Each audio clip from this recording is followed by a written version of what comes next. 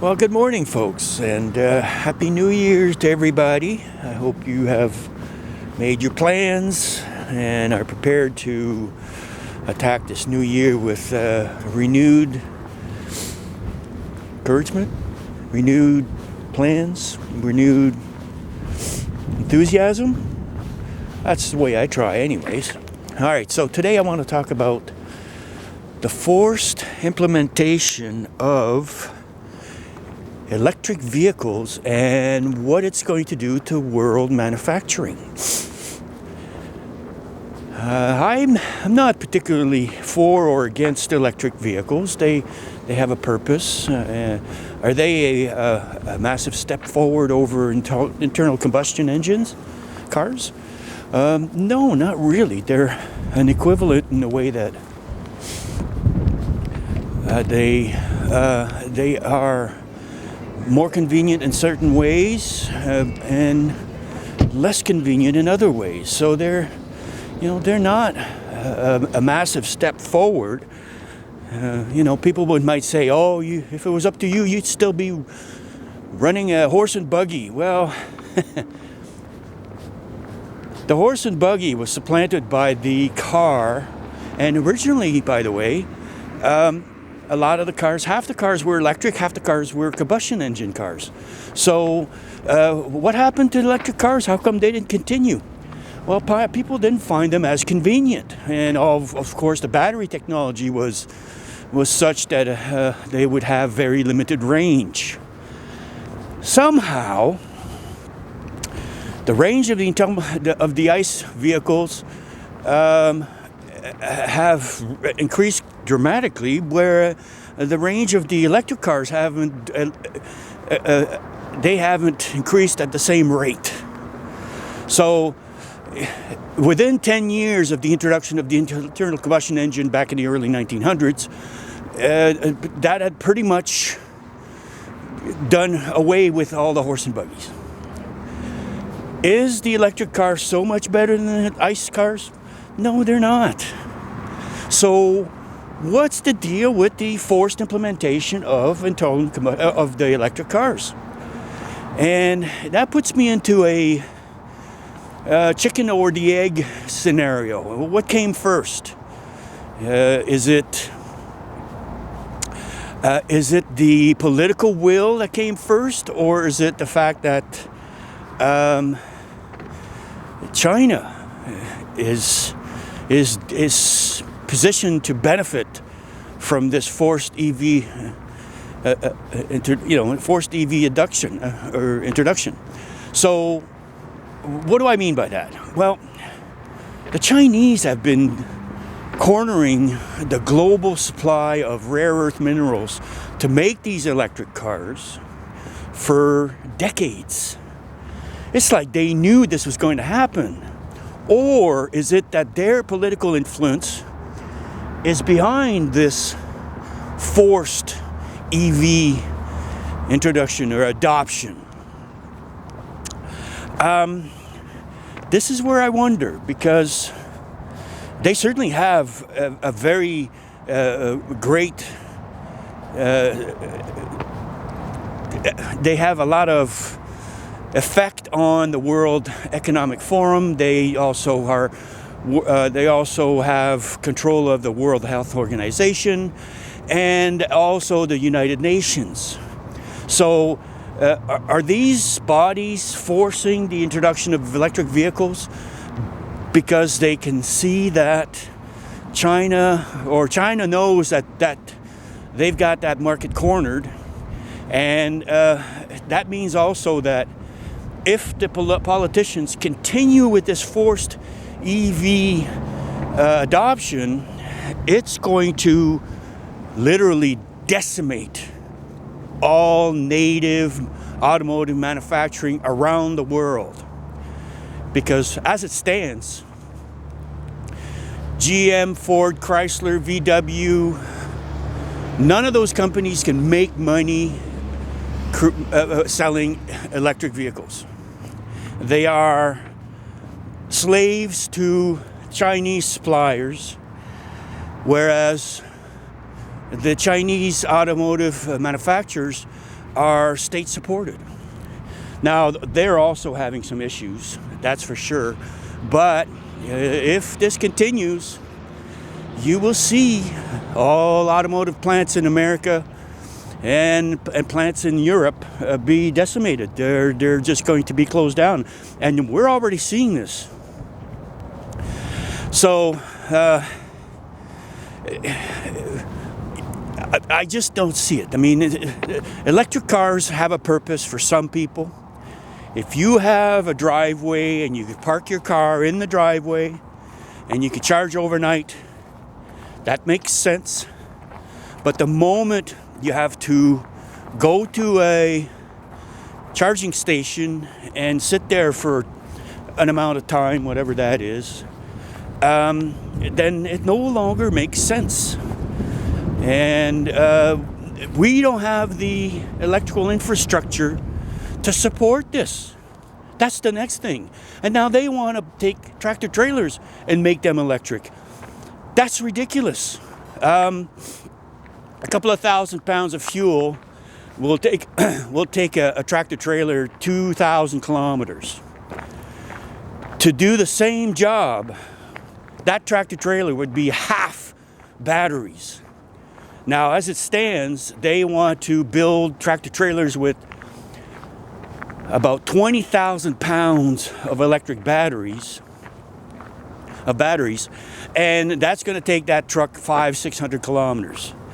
That doesn't make sense. You're gonna increase cost of labor and cost of time down, because these trucks are going to have to be sitting every 6 hours for 6 hours to charge. So that just doesn't make sense. And again, we don't have the electric infrastructure. Next thing, you really think an EV is going to save the planet? You're just moving the paint around.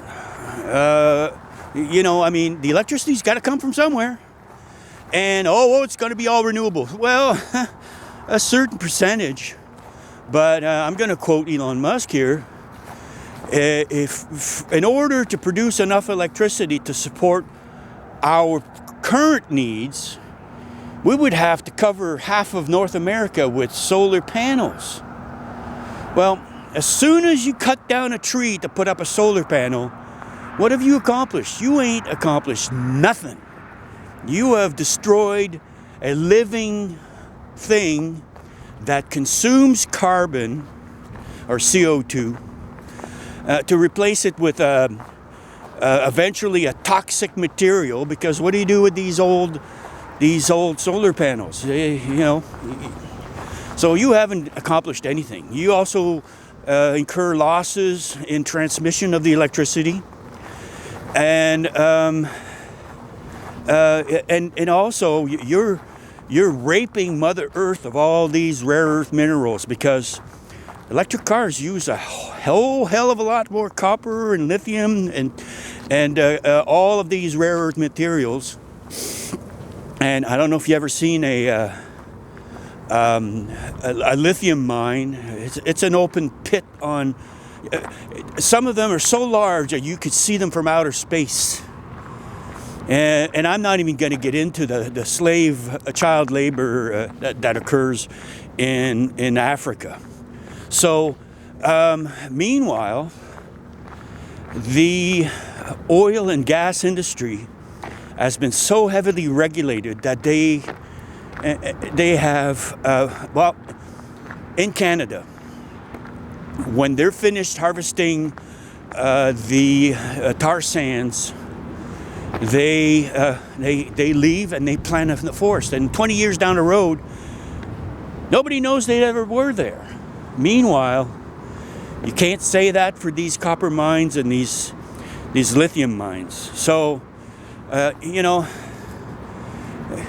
what are we accomplishing? It's if these governments keep on this track to force everybody into electric vehicles, well, the first thing that's going to happen is all the used combustion engine cars are going to become very expensive.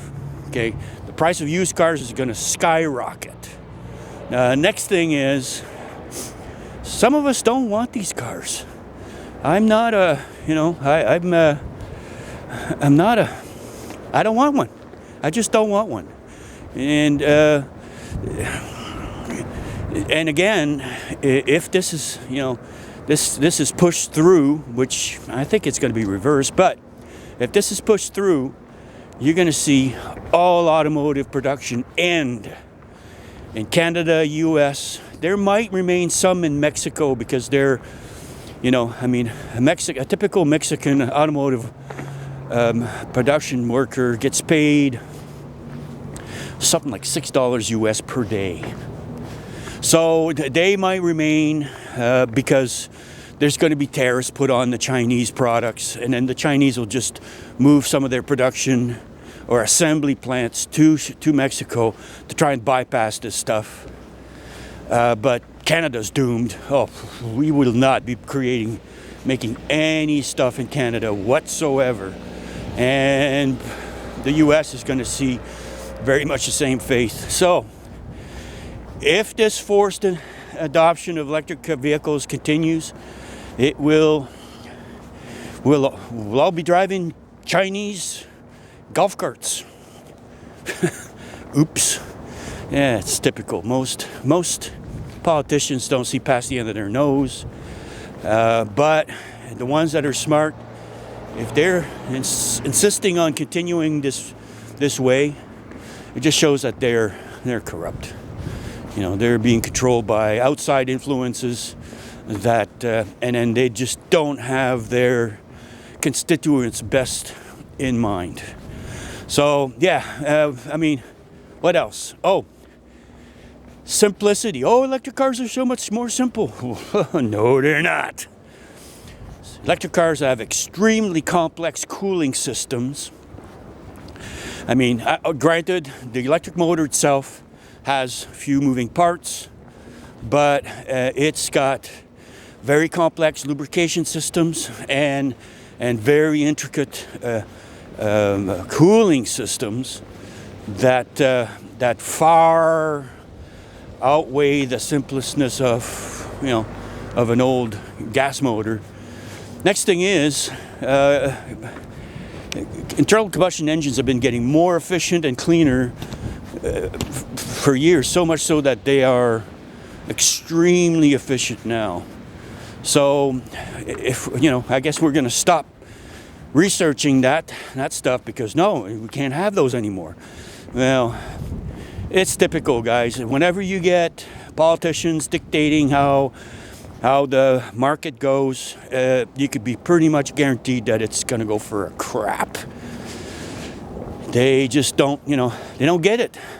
So, what else? Oh, and then there's the hybrid. Hybrid cars are doubly complicated because they have the complexity of the internal combustion engine and the complexity of the battery or electric cars. So I could see those being a nightmare to service down the road. That being said, the Prius is now getting to be over 20 years old now when they start first making Priuses, and it's proven to be a durable, reliable little car. So, you can't say that for any of the Nissans and most of the Mitsubishis. They just don't last, and same with the North American products that are hybrids. So that's not really the answer. In closing, if we keep up with this forced EV adoption, we're just going to hand over all the vehicle production to China. And I don't think that's a good plan. All right, that's my rant for today. Please subscribe and like, and come on back. I got more rants coming.